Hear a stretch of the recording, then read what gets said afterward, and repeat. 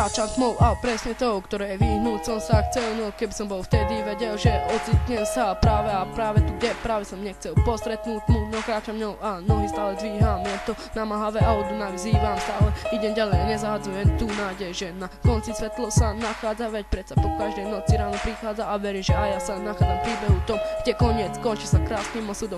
Verím, že raz rozlúčim sa s tmou a raz budem možno osobou váženou. Zatiaľ však len kráčam v tme a myšlienky schovávam po tajme.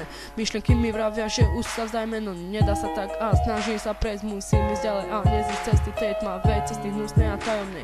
Nepáči sa mi tu, no čakám na ten deň, keď svitanie sa vráti, ja poviem, viem, prišlo to, čo tak dlho som čakal. Kráčal som a hlasno plakal.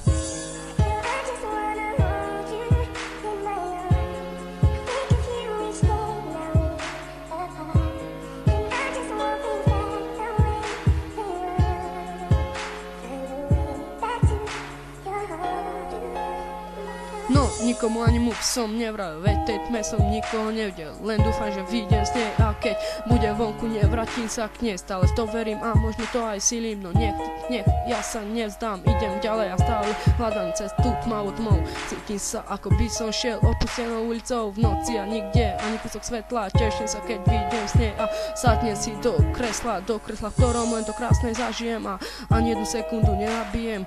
Chvíľami zbytočnými a márnymi, už ani sekundu nezabijem nimi. Teším sa, keď stretnem sa s ostatnými, teším sa, keď stretnem sa so známymi. Verím, že je tu niekde exit, ktorý vidím, veď nemôžem prežiť bez toho, aby som sa nedostal von s tmy. Nechcem zostať tu s myšlienkami strašnými, ktoré stále behajú mi v hlave a nielen v hlave, mám ich všade.